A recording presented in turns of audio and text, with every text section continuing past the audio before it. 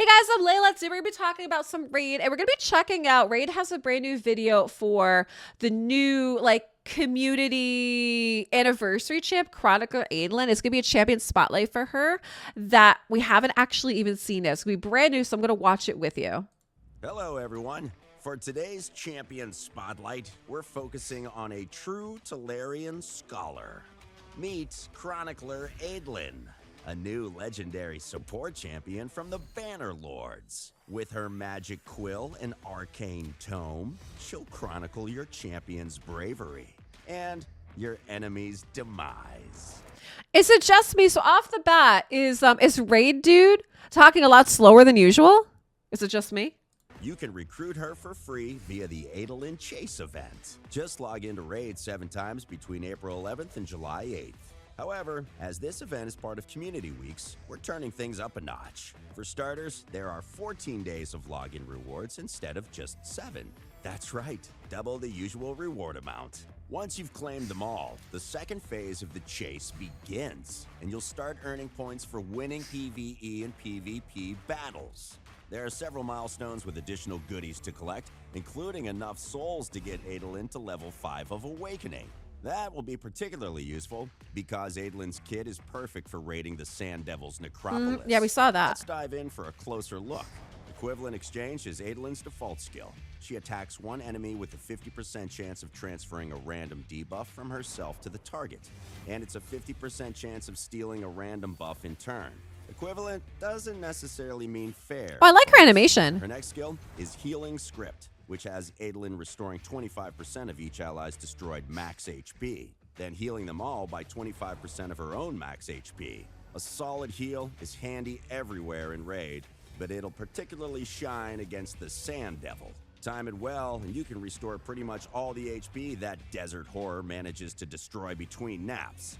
Adelyn's third skill is called Writ of Sleep, and no points for guessing what debuff this applies. It has a 75% chance of placing a sleep debuff on Adelyn's target for one turn, as well as adding a 30% decreased speed and a 50% decreased attack for good measure. More importantly, Writ of Sleep bypasses the block debuffs buff, making it pretty valuable in the arena. Since Adelyn does not actually attack the target with Writ of Sleep, this skill is fantastic against the Sand Devil. That'll be She can nice. use it to hit snooze on Alname, or she can add a couple extra debuffs to the pile while the demon's catching some shut-eye, depending on your preferred rotation. Decreasing attack and speed will be extremely helpful in limiting the Sand Devil's damage and slowing him down without triggering any nasty counters. That's true. Adelyn's passive is Perceive Weakness. This allows her allies to deal 3% more damage for each debuff she has placed on the target.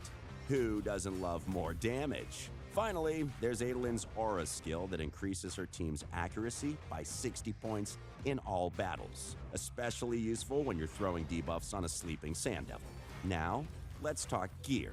With debuff placement being Adelyn's area of expertise, accuracy is the stat to focus on.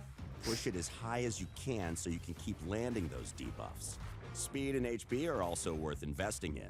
Speed so Adelyn has more chances to place her all-important debuffs, and HP to boost her healing capabilities. As always, here's a list of artifact sets that we think are worth experimenting with. We look forward to seeing what thrilling epics she'll write for you in the Sand Devil's Necropolis and beyond. And that's it for today. Like the video, subscribe to the channel, and hit that bell for all the latest and greatest.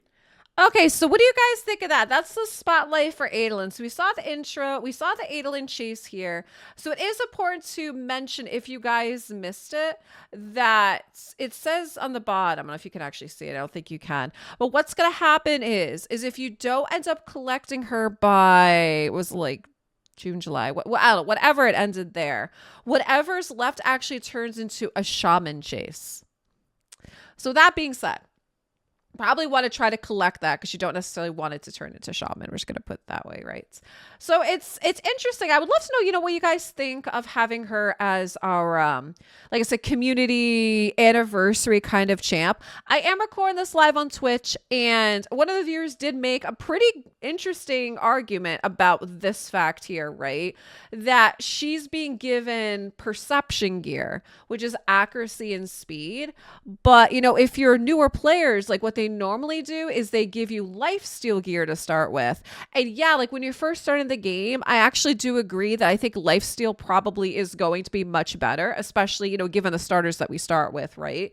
Because again, you're really squishy in the beginning and you really need to make sure that you can live. So lifesteal gear that they give you initially starting out, I always think is pretty good. I always think you take that and toss it onto your starter.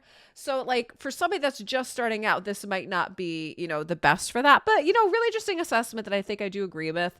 Let me know what you guys think. Are you excited for her? Are you not excited? Would you like to see some changes? Are you looking forward to this whole event? Drop me some comments down below, and thanks for watching.